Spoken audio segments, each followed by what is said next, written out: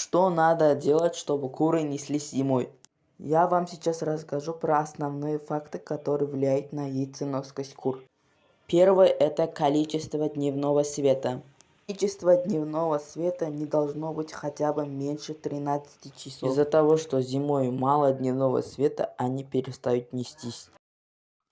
Второй факт – это кормление. Зимой нужно кормить сбалансированными кормами, так как зимой нету трав и каких-то жучков.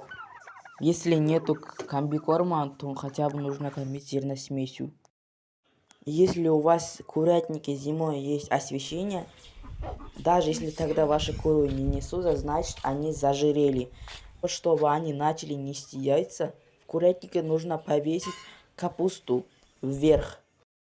Куры будут прыгать и клевать капусту. И это будет им тренировка.